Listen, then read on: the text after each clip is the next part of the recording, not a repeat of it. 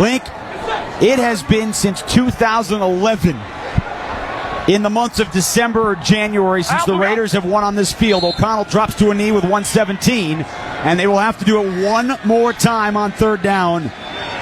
And the Raiders, who looked dead in the water a couple weeks ago after the loss to Kansas City and then the 3-0 loss at home to Minnesota to fall to 5-8, have come to Arrowhead, Link, and they have kept their playoff hopes alive. Well, you know what? It's just a tribute and a success to Aaron AP. Coach has brought a motivation out of this team, Jason, that we hadn't seen, of apparent energy. And, of course, they don't have all the answers all the time, but this is huge for them. Oh, my goodness. Last knee. We're inside of 40 seconds. O'Connell takes the snap. He drops. He takes the knee, and that is going to do it. The players spill out onto the field, and the Raiders have come to Kansas City, and they have delivered a Christmas present to all of Raider Nation. They have been owned by the Chiefs, and here in 2023, the Raiders prevent the Chiefs for the moment from winning an 8th straight division title, and they're going to head back to Las Vegas with a 20-14 win to keep playoff hopes alive.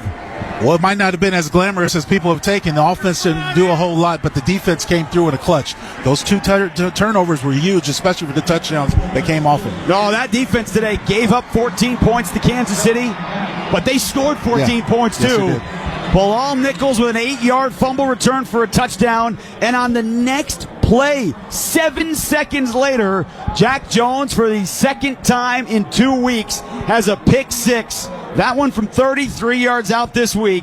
That put them up by 10, and they win it by 6. I mean, this has been the team, right? Yes. This has been the team. You talk about the rivalry with the Broncos, rivalry with the Chargers, but the Raiders against Andy Reid had been 3-18. And not that this erases all of it. No. But it's a starting point. It's a starting point. And I go back to my days as a player. I remember the thorn in my side was Kansas City. And until we entered the Kansas City call, we actually won in Arrowhead. Then we were able the next following years to get ourselves in the playoffs. And then it's just a motivating factor because you look at this division.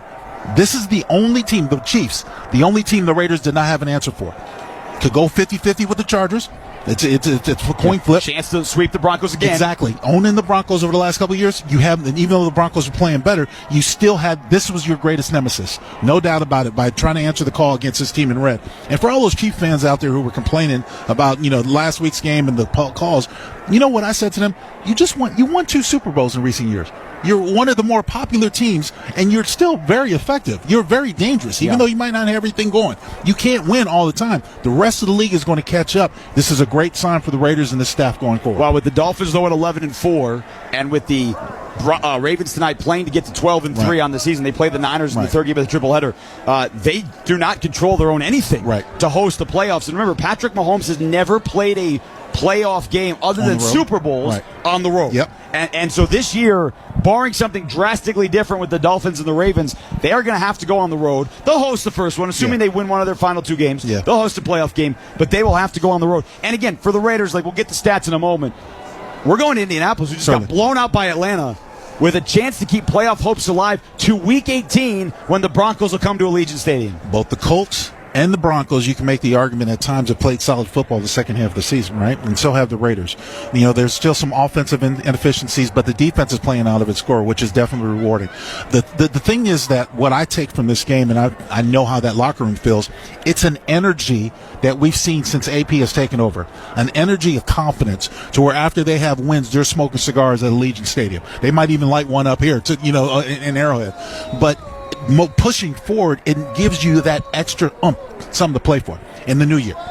There's no question about that. You and I will celebrate New Year's Eve in Indianapolis before you fly out to the Rose Bowl to be honored as a Rose Bowl Hall of Famer. Thank you. We will get to that in a second. Final stats here today for this Raiders 20-14 victory over Kansas City.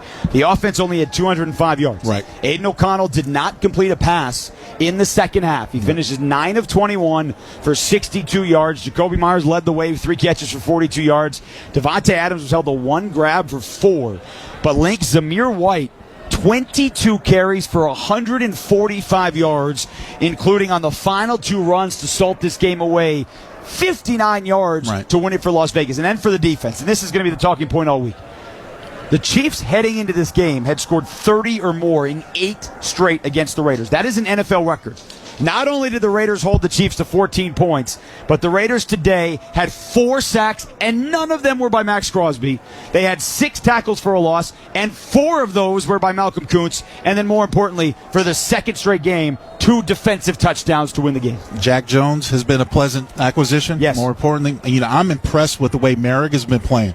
And he's playing for a contract. He had a near pick, too. He had a near pick. He's playing for a contract, but I'm impressed because that tight end route that he stopped earlier has been one of his biggest nemesis. Taller tight ends going up against that backside pylon, it has been hard for him to stop. Which and he's got broke up a touchdown. And he's exactly right. So I've been impressed with the notable players other than Max Crosby in this defense.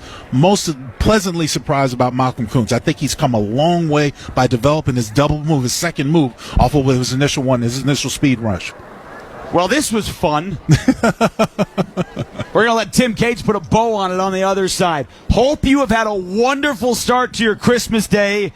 I know we have. It started with Lincoln showing up with his ugly sweater, and I might wear it home. End of the ball game. Final score, Raiders 20, Chiefs 14. We'll see you in Indianapolis next week. You're listening to Raiders Football.